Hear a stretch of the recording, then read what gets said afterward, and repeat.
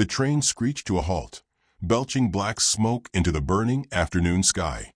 Nora Mae Carter tightened her grip on the worn handle of her suitcase, heart hammering against her ribs.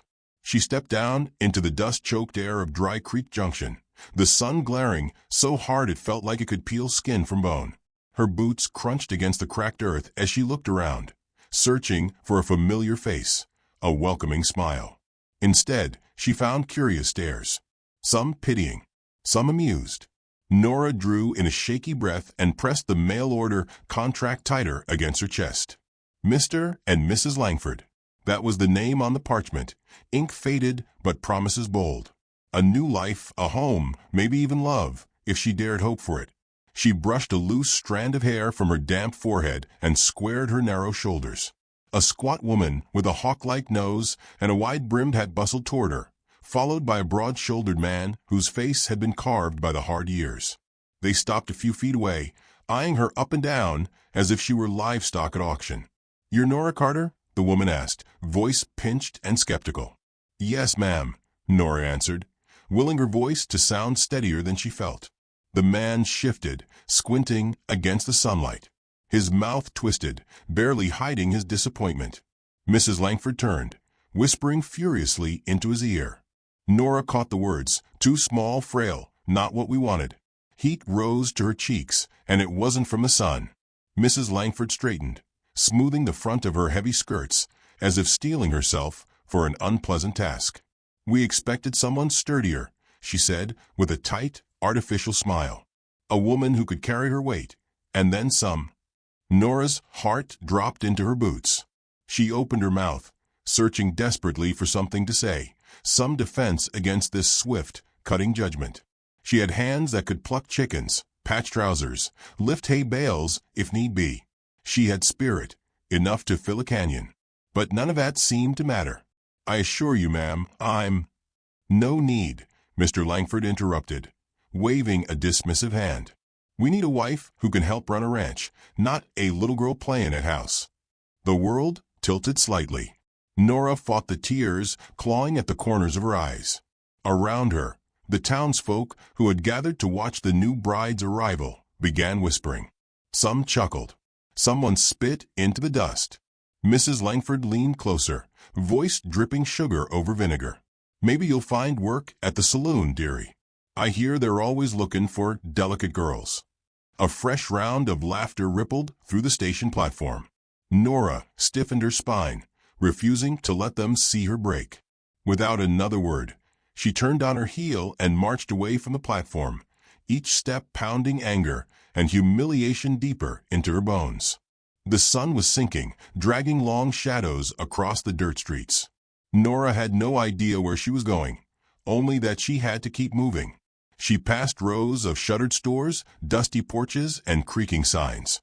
Dogs barked in the distance. A tumbleweed bounced lazily across the road. The town smelled of smoke, horse sweat, and stale beer. It smelled of disappointment. Her suitcase grew heavier with each block. She stumbled once, catching herself against a hitching post.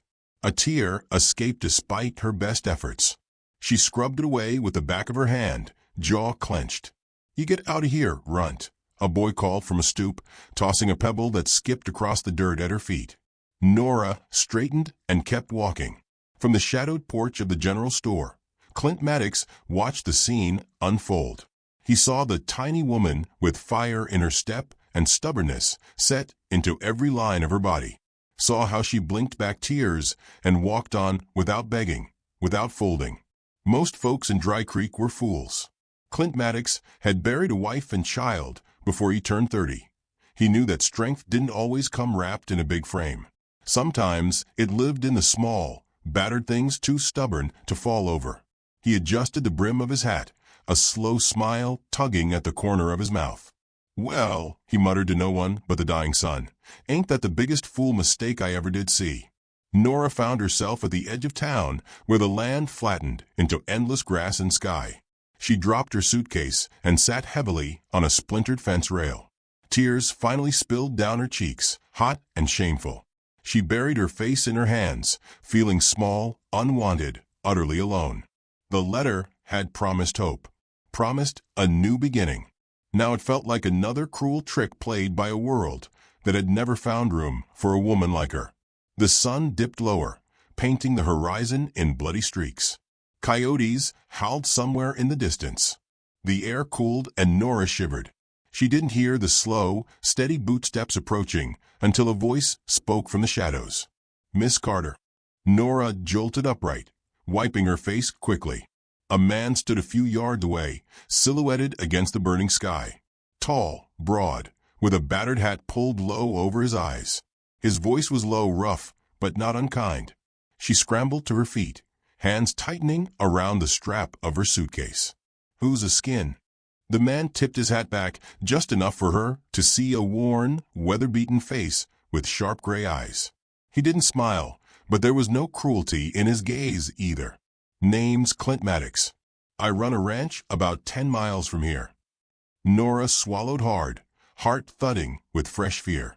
Another rancher. Another rejection, maybe worse.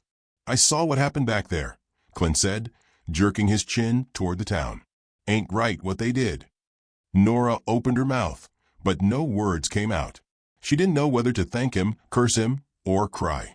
Clint shifted, scuffing his boot in the dirt.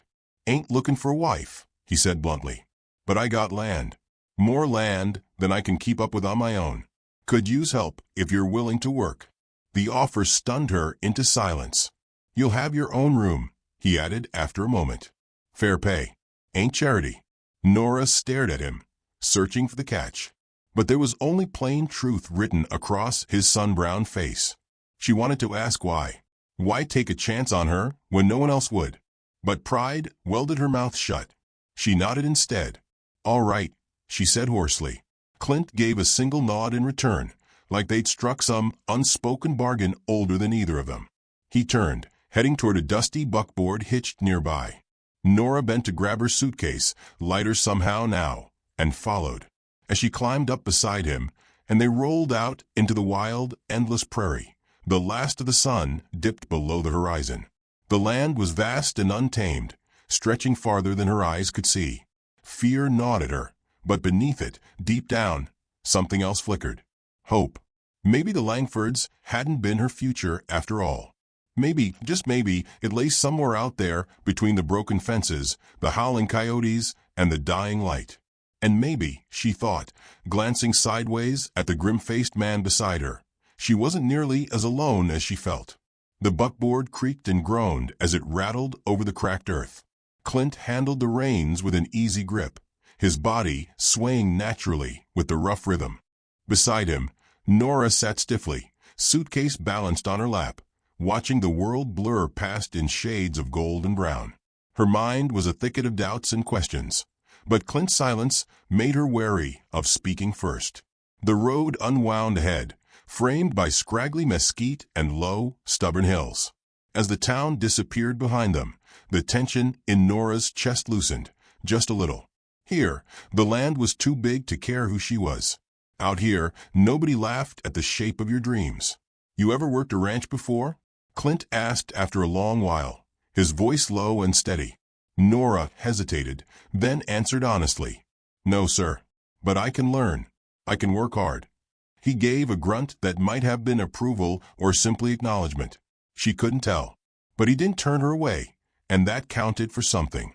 The sun sank lower, casting long purple shadows across the fields. They reached a shallow creek that Clint forded without slowing. Beyond it, nestled in a wide valley, stood Sun Hollow Ranch. It wasn't much at first glance, just a squat stone house, a battered barn, and a few fenced-in paddocks. But to Nora, it looked like a kingdom. Clint drew the buckboard to a halt in front of the house. Dust swirled around them as they climbed down. He showed her to a small side room with a narrow bed and a cracked window facing the west. The scent of hay and sun-warmed would fill the air. Nora placed her suitcase carefully on the bed, feeling the enormity of this moment settle over her. "You'll start tomorrow," Clint said from the doorway. "We rise early." Nora nodded, nerves fluttering in her belly. He hesitated a second longer, then added, "You pull your weight, you'll have a place here. No one's going to look down on you. Not under my roof." Something fierce and unfamiliar rose in Nora's chest. Gratitude, maybe, or the first stirrings of belonging. The door clicked shut behind him, and for the first time in a long while, Nora allowed herself a small, trembling smile. Morning broke sharp and cold. Nora stumbled from her bed before dawn, muscles already aching from the restless night. Clint was waiting outside, saddle slung over one shoulder, a coil of rope in his hand. Without preamble, he led her to the barn where two horses, one gray and mean-looking, the other a sleepy bay mare, stamped and snorted in the pre-dawn chill. "You'll work with June," Clint said, nodding toward the bay. "She's steady. Good place to start." Nora patted the mare's warm flank, earning a soft whicker. She listened carefully as Clint explained the morning routine. Feed, water, muck the stalls, check the fences. He spoke in that same quiet, clipped way, giving only what needed saying and trusting her to keep up. By midday, Nora's arms felt like they might fall off. She shoveled manure, wrestled heavy buckets of water, patched a loose rail with nails Clint handed her without ceremony. Her fingers blistered, her boots filled with dust, her face burned under the relentless sun. But she didn't complain. Not once. Clint watched from a distance, never hovering, but always near enough that she felt the weight of his silent judgment. Every time she stumbled or fumbled, shame flared hot behind her ribs, but he never said a word, never jeered, never shook his head like the Langfords had. When the workday finally ended, Clint tossed her a battered canteen and nodded toward the porch. They sat side by side in the gathering dusk, the silence stretching easy between them. "You didn't quit," he said finally. Nora sipped the lukewarm water and wiped her mouth with the back of her hand. "Wasn't planning to." A faint smile ghosted across his face, quick and rare as a desert rain. "Good. 'Cause tomorrow's harder." The days settled into a rhythm.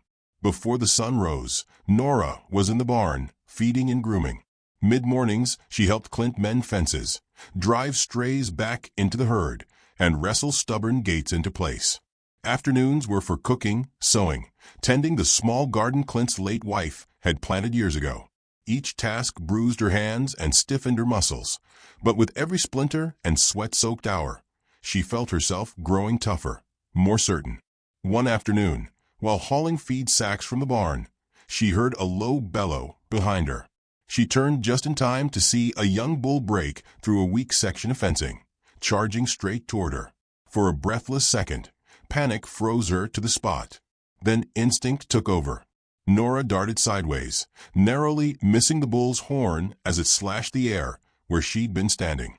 She grabbed a length of rope from the fence post, looping it clumsily around her hands as the bull turned for another charge. "Get, you big idiot," she yelled, brandishing the rope. The bull hesitated, confused by her noise and small, defiant figure. That gave Clint enough time to ride in, lasso spinning. With a few sharp commands and a cloud of dust, the bull was subdued and led back into the corral. Clint dismounted, breathing hard. His eyes swept over Nora, checking for injuries. When he saw none, he let out a short laugh. "Well, I'll be damned," he said, shaking his head. "You got more sand in you than a whole gold mine." Nora grinned, cheeks flushed with adrenaline and pride. For the first time, she felt like she belonged to this wild, stubborn place. That evening, they sat by the fire pit outside, plates of stew balanced on their knees. The flames crackled and popped, throwing warm light over the dust on their boots, the sweat stains on their shirts, the deep lines of exhaustion on their faces. "You don't talk much," Nora said after a while. Clint shrugged. "Ain't much to say most days. Livin' talks for itself out here." Nora poked at her stew with her spoon. Back east, everything was noise. Church bells, carriages, gossip on every corner. It was loud. She glanced up, found Clint studying her with those cool gray eyes. "That why you came west?" he asked. Nora nodded slowly. "I thought maybe I'd find somewhere I could breathe. Somewhere that didn't measure me by how big I looked standing next to someone else." Clint didn't reply right away. He tossed another branch onto the fire, sending a shower of sparks into the night. "My wife, Mary," he said finally, voice low. She used to say the West was made for misfits and dreamers. Folks too wild, too stubborn, or too different to fit back east. Nora listened, heart twisting. She hadn't heard the name Mary until now. She wondered about the woman who'd come before her, the empty spaces she'd left behind. "I'm sorry for your loss," she said softly. Clint gave a grunt, rough and painful. "Wasn't your fault." They sat in silence, the fire crackling between them. Coyotes yipped in the distance, a lonely, eerie chorus. For the first time in years, Nora didn't feel like running. She didn't feel like hiding. The land around her was harsh and brutal, but it didn't care about the size of her hands or the length of her legs. It only cared if you had the grit to stand when the wind came screaming down the valley. And she did. Somewhere deep inside, she knew it now. As the fire burned low, Clint stood and stretched, the light catching the worn leather of his boots and the tired set of his shoulders. "Long day tomorrow," he said. "Best get some sleep." Nora nodded, standing as well. She turned toward her small room, the ache in her muscles already making her limp a little. Just before she reached the door, Clint's voice stopped her. "You did good today, Nora Mae," he said, almost gruffly. She turned, catching the barest glint of respect, and maybe something softer, beneath the brim of his hat. "Thank you, Mr. Maddox," she said, voice thick. He tipped his hat to her, then disappeared into the night. Inside her room, Nora pulled the thin blanket up to her chin and listened to the wind howl against the house. Somewhere out there in the darkness was the life she'd thought she'd never have. She closed her eyes, exhaustion pulling her under. Tomorrow would be harder, but she was ready. Days at Sun Hollow blurred into a rhythm of hard work and quiet understanding. The land demanded everything, and little by little, Nora gave it. She rose before the sun, shoulders sore, fingers blistered. But with every passing week, the ranch seemed less like borrowed ground and more like home. Clint remained a steady, often silent presence. He gave orders when needed, offered a nod when she handled a tough chore, and sometimes shared a rare, lopsided smile that made Nora's chest tighten in ways she didn't understand yet. Their conversations stayed short, their glances lingering a little longer than necessary. It wasn't the kind of courtship Nora had ever imagined. There were no flowers or dances or whispered promises. There were mornings spent fixing busted fences together, laughter shared over a stubborn mule, and dinners eaten side by side with nothing but the crackle of fire between them. Yet something was growing there, something real and raw and frightening. One afternoon, as they wrestled a broken wagon wheel into the barn, Clint finally broke the heavy silence. "You think about staying?" he asked, almost too casually. Nora braced the wheel against the wall, wiping sweat from her brow with her sleeve. She looked at him, really looked, seeing the fine lines at the corners of his eyes, the worn strength in his hands. "I'm thinking about it," she said carefully. Clint nodded once, but his mouth twitched like he wanted to say more. He didn't. Instead, he turned away to fetch another tool, leaving Nora standing in the heavy barn air, her heart thudding like a runaway horse. Later that evening, the stillness of the prairie shattered. Gunshots cracked through the twilight. Clint burst through the front door, rifle already in his hands. "Stay inside," he barked. Nora ignored him, racing to the window.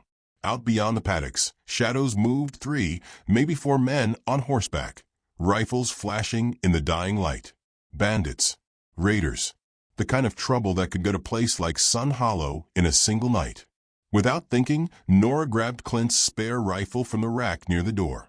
Clint caught her arm as she rushed past him. "I said stay put," he growled. "I know how to shoot," she snapped back, jerking free. For a heartbeat, they stared at each other, locked in a silent battle. Then Clint gave a grim nod. "Stay low. Watch the east fence." They split up, moving through the gathering darkness like wolves. Nora's breath burned in her lungs as she crouched behind a water trough, scanning the open ground. The air smelled of dust, sweat, and gunpowder. A bandit peeled off from the others, galloping toward the barn. Nora raised the rifle, hands shaking. She had one shot, one chance. The world narrowed to the figure charging toward her. She squeezed the trigger. The crack of the shot echoed across the ranch. The bandit's horse reared, and the man tumbled to the ground with a howl. Nora barely had time to chamber another round before another shadow loomed over her. Rough hands grabbed her from behind, yanking the rifle away. She fought like a wildcat, clawing and kicking. The bandit cursed, trying to wrestle her still. Then a flash, a gunshot, and the grip on her arm went slack. The bandit crumpled to the ground, a dark stain blooming across his shirt. Clint stood a few feet away, smoking revolver in hand, eyes blazing with something fierce and unspoken. "You all right?" he barked, striding toward her. Nora nodded, breathless, heart hammering. More gunfire rang out near the main house. Clint cursed under his breath. "Stay close." Together, they fought their way back, side by side. Clint's rifle cracked steady and sure, and Nora's hands found another weapon, a fallen pistol. And she didn't hesitate. When it was over, 2 men lay bleeding in the dust, and the others fled into the night, their curses fading into the darkness. Silence fell over the ranch, heavy and stunned. Clint turned to Nora, his face drawn and pale in the moonlight. Without thinking, without caring about anything but the raw, shaking relief flooding her chest, Nora threw her arms around him. For a moment, he stood stiff and frozen. Then his arms came around her, pulling her close, holding her so tightly she could feel his heart hammering against hers. They stayed like that, standing in the churned-up dust and broken fences, until the night wrapped around them like a second skin. "You're something else, Nora Mae," Clint said against her hair, voice rough as gravel. "You didn't think I could handle it," she whispered, half a challenge, half a plea. "I knew you could," he said. "Didn't want you to have to." She pulled back enough to see his face, to see the terrible, beautiful fear there, the fear of losing again. It wasn't about doubting her strength. It was about how much she had already come to mean. The realization hit her with the force of a bullet. She wasn't just a hired hand here. She wasn't just another body on the land. She mattered. To him. Slowly, deliberately, Clint raised a calloused hand and tucked a strand of hair behind her ear. His thumb brushed her cheekbone, lingering like he couldn't bear to let go. "You're not just good for the work, Nora," he said, voice thick. "You're good for me." Tears pricked her eyes, hot and blinding. She didn't know what to say. Words felt too small for the enormity of this moment. Instead, she rose onto her toes and pressed her mouth to his. It wasn't the kiss of fairy tales. There was no ballroom, no orchestra swelling in the background. It was rough, aching real. It tasted of dust, fear, survival, and something so sweet it made her knees buckle. Clint held her like a drowning man clinging to driftwood, like she was the only thing anchoring him to the earth. When they broke apart, breathing hard, Clint rested his forehead against hers. "I ain't perfect," he muttered. "I'm too old, too stubborn. Got ghosts that still rattle around." "I ain't perfect either," Nora whispered. "But I'm here. I'm staying."